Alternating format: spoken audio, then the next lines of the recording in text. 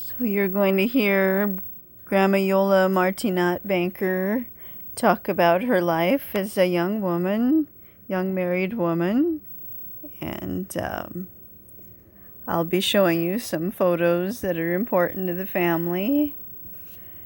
The next photo, we had some good times staying at this little place in Ojai. It was real cute. It was cheaper back then, but I think since it's become more expensive. But they had a really beautiful garden, two really nice yards with a lot of flowers, and it was right next to the walking trail over there. So not really sure where some of these photos were taken. Yep, but let's see here. Okay, so here we go.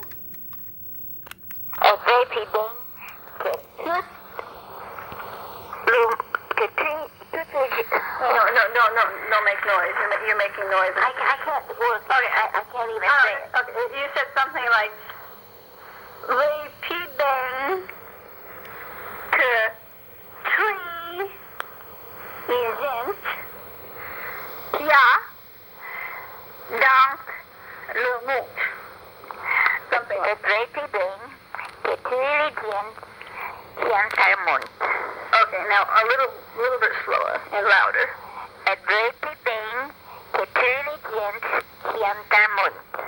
That means I love you bigger or more than all of the people, than tutti, all of the people in the world. So we say in Fuscinense, what in Italian would have been tutti, in Fuscinense is, just don't make that noise.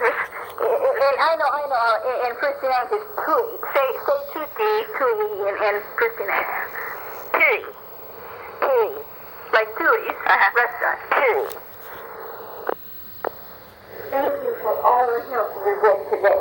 I would have never been able to do all that you did. I couldn't have done it without you today. Really, duckling. I had a wonderful time.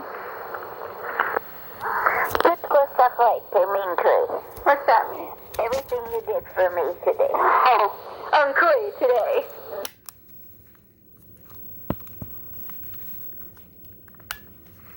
Let's see here. I had a wonderful time.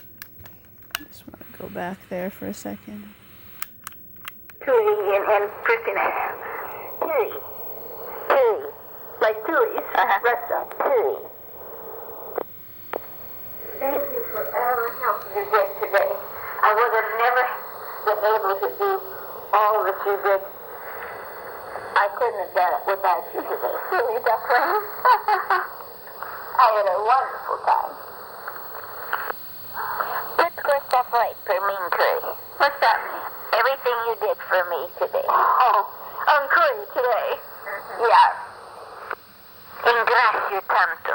I thank you. Ringrazio tanto. Honey. Jingle bells, ringing all the way. Hey, hey, hey. Oh, what a fun it is to ride in a one-horse open sleigh. Hey, jingly bells, jingly all the way.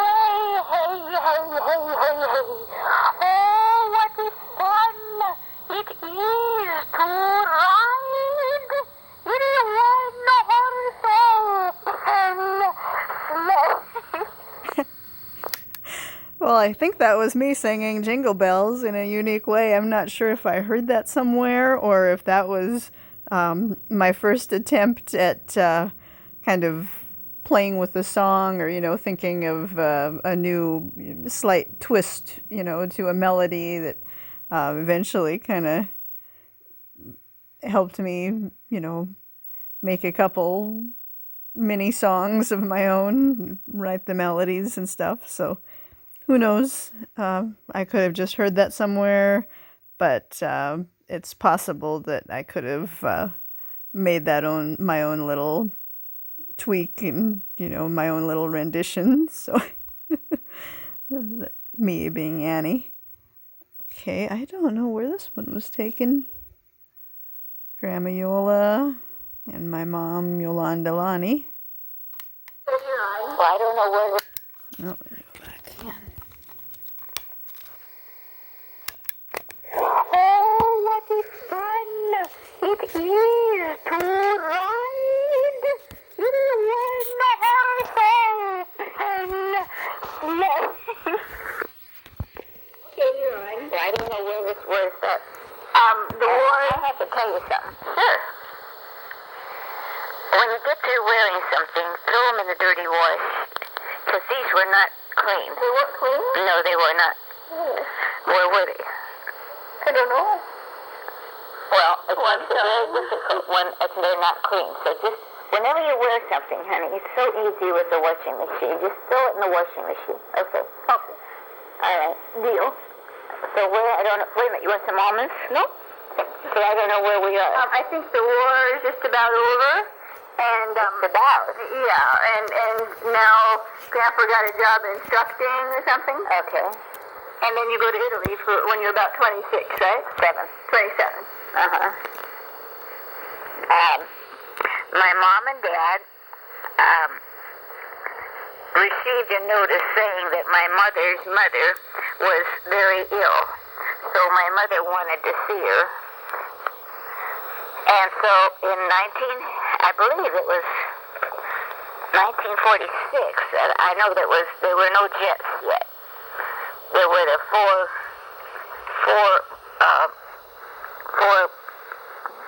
TWA had I guess a four engine. Yeah. And so anyhow, but you were about 27. No, they went first. Oh, okay. They went first. And then my father said, well, in just a couple of years, we're going to come back and I'm going to bring my daughter and her family over. Oh, so your parents went twice? Yeah. Oh, okay. And so my parents went to see the relatives, which they hadn't seen since 1931. So, of course, it was a big thing. And so then in 1951, my dad said, I'm going to take you, talking to me, you and your family to Italy. He like paid for the trip? Exactly. Oh my gosh, wow. And we paid for Bob. Mm-hmm. He met us there, and I could only stay 3 weeks, and we stayed 3 months. You and my mom, me, and my mom and dad, and your mom and uncle. Mm-hmm. Lonnie and Jack. Stayed 3 weeks. So 3 months. We had a really wonderful time out on a farm. It was my mother and grandfather's farm. And Bob only stayed 3 weeks, but the rest of them stayed 3 months. Do you remember, like, 3 months? Anything in particular? Yeah, I do. We decided, my parents decided to take their car over. So we drove from here to New York, and then, where's my hanger? Your hanger? Yeah, your hanger. I don't know, Pam. Okay, hold on. My grandmother on my mother's side had passed away. So the farm went to, she had one sister named Clelia. Your mom? My mom. And so Clelia and her family lived there. Mm. And her children were my age. One was 27 and then one was about 20. 24. Eliana and Eva. Yeah, 24.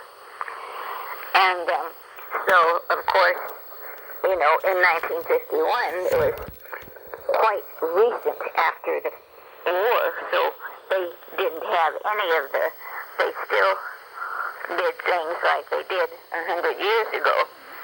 So what we call La Bialera was a stream of water that came from the Alps, because my parents' home was Pinare, near Torino, Milano. We know most of that. In the foot of the Alps. Yeah.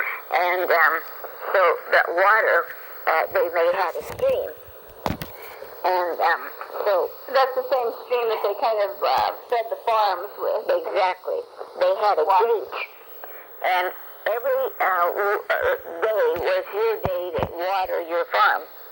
One day. One day, because then they shut the gates off, so it would all be directed to this one farm. Mm-hmm. And they really had, and still have, a very nice piece of land. Because, of course, I haven't been there for so long, but some of our friends tell us that there's nothing but chateaus now there. Because the land is flat, more or less flat. And there isn't really that much, and close to the town. And so there really isn't that much flat land, you know, I mean, right at the foot of the Alps, so, and close to town, and fertile, very fertile. And so we had to get off the main road in Pinare. Wasn't too great, but this was a little bit, you know, this is a dirt road. And my aunt, Helia, was washing in the Bialera. And that meant you washed, your scrub board was a rock. Your scrub board, you know. You put the shirt on the rock with the water and like scrub it on the rock. Yeah, right. Yeah. And of course, he knew we were coming, but not exactly which day. Mm-hmm. So, of course, you know, when she saw the car coming down this one little dinky road, because it was about, I think it was about, I don't know, maybe a mile or two from town. Where they live? Yeah, is where the farm is. It's Pinerolo then. Really close. And, oh shit, we used to go there every day. You can walk to town. Oh, yeah, I had to walk. Huh? I see. And, so, it was quite a reunion for my mom and her sister. And, you know, her hands were full of soap, and, you know, I wondered what she was doing there. Then I found out she was washing there. And, of course, getting to stay there 3 months, I had to wash that way, too. And it was probably about 2 long blocks to the house, to the Bialera. But it was still all that land you're walking, or is it not? Well, the Bialera didn't belong to anybody. It was a communal thing. But as soon as you left the Bialera, you're on your own property. So it's kind of like a fence almost. Well, yeah, they don't use fences. They did not use fences in those days. See, I love that. Like, from writing my little story, has a really good detail of, like, you know, that her hands were full of soap. Yeah. You know, anything else, like, you specific you really remember, that really makes you be able to picture. Yeah. You know? Hands full of soap, and of course Bob was trying. We had bought a movie camera. That's another interesting story, but he bought a movie camera, and he was filming it while this was happening, and they were both crying, and we were all crying. And then he finally got, you know, composed, everybody. So then we went up, and I don't think they had ever ridden too much in a car. So we put her in the car and took her up to the house, which I can say it was a good 2 blocks, because that was their land. The farm is probably several acres. Well, I think it was 2 acres, and of course 2 acres over there is or 3 acres, I forget exactly how much they had, is altogether different. We speak of acres here in thousands of acres, but over there, Land is scarce. There's not that much land. That's the end of this side of the tape. Let's see what side we're on. I think these photos that you've been seeing for the last handful of photos that look like they're at a mall were taken in West LA when I was going to school at UCLA. Some mall over there, I forgot, it's a famous mall. But yeah, these were all photos taken there at some mall in West LA. Okay, let's try side B. I think I'll end it here, maybe.